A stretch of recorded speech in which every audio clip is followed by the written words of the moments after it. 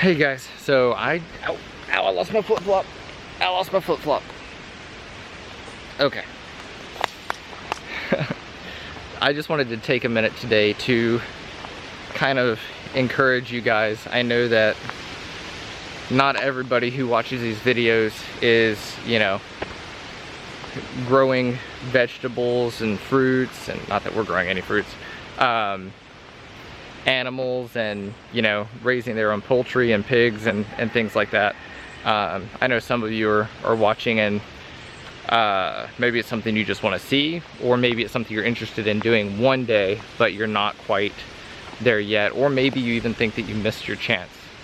But I just wanted to take a minute to encourage everybody that, you know, it's hard, but it is possible for anyone who truly wants to do this to get it done.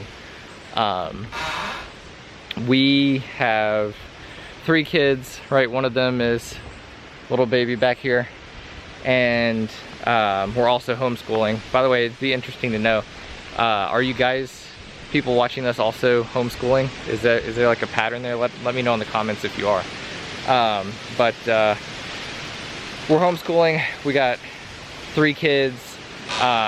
I'm working full-time, and it's not always, and helping out teaching classes for jiu-jitsu and you know, all the other just random obligations that life has at church, and there's just a lot going on. But I'm still able to find, or to really make the time to get things done and to take care of our animals, right? The baby, when he's not in this carrier, he was inside just whining and crying, and, you know, didn't want to do whatever we had him doing. But through troubleshooting and trial and error, I found that, okay, if I have him strapped to my chest, I can't really get much done. But this carrier also works on my back, so I can just slap him on my back and walk around, and he's like this, just chilling the whole time as I'm going and feeding the pigs, feeding the goats, you know, watering animals, moving things around to prepare for the next section. So sometimes it just takes a little bit of that, you know, getting stressed out or getting frustrated, but then motivating yourself to figure things out.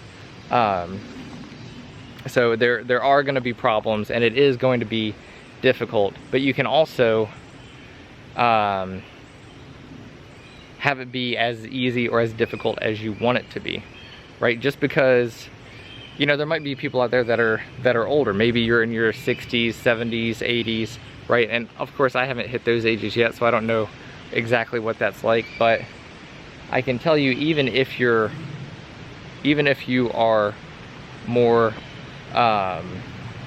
seasoned, right, and more wise, you can still get this stuff done. You don't have to have 3 pigs and move them around your woods every week. You can have 1 chicken coop with some chickens, and you don't have to free range them. You don't have to move them around your grass. You can just keep them in one area. Maybe do some deep bedding.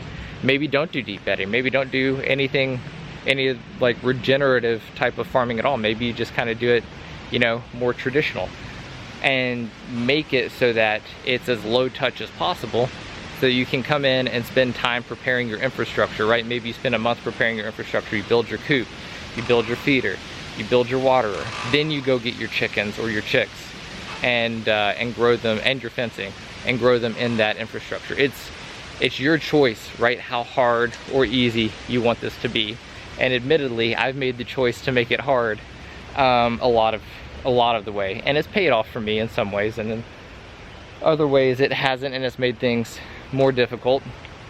But I just wanted to encourage everybody that anyone can do this. You can make it as hard or as easy as you want it to be. If you didn't even want chickens, you could raise quail, and quail do well in captivity, and you're gonna have like a little shack where they're stuck inside this little shack in this little area, and you can raise them for their eggs and for meat. So, you know, there's always something that you can do, and some way to be able to keep it simple. I've chosen for mine to be a little bit more complicated because what I want to accomplish, right? I want to kind of regenerate our woods and have fewer invasive species, and better soil and to eventually turn it into more of like silvopasture and grazing. It's not there yet, but I'm making steps in that direction. If I look right over here, I couldn't see past where this wood chipper was before. It was just a wall of just vines and thorns and thistles and, you know, everything else over that way. I definitely couldn't see that tree through there. And now I can see, you know, 30 or 40 yards that direction pretty easily because I've sent the pigs through here, I've sent the goats through here, I've cleaned things up, and I've put in the extra effort because I knew that's the result that I wanted. Maybe the result you want is just, hey, I want to produce some of my own food. I just want to produce my eggs. Great, you can go do that in a way that is simple for you to accomplish. Even if the way is, I'm not going to build my own chicken coop, I'm going to go pick up one that is, you know, a couple $100 that's prefabricated, and I'm only going to have 4 or 6 chickens. That's fine too. Like there are ways for you to be able to start this journey, to figure out what it's like, and then to make adjustments and changes as you go. My one warning I would say is, you know, start small and do your preparation ahead of time. So I haven't done that, but once I wipe out a bunch of these animals, that's what I'm going to start doing. The pigs are going to end up going away before the winter time. Maybe one will stay, but most likely they're all going to be gone.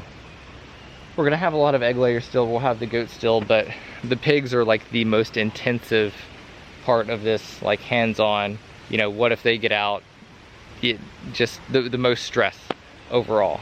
So they'll be gone, and that'll relieve some of that stress and overhead. The chicks will be grown up in a few months, then that stress is going to be gone because they're going to be with the rest of the chickens or in a separate chickshaw that's going to move around. But if I get done moving that chickshaw around and it's winter time, I can just leave them in one spot that I don't really care that much about and let them take the grass all the way down to the dirt, and then once we hit spring next year, take it from there. I don't have to stress myself out that everything has to be perfect. I have to move them every day.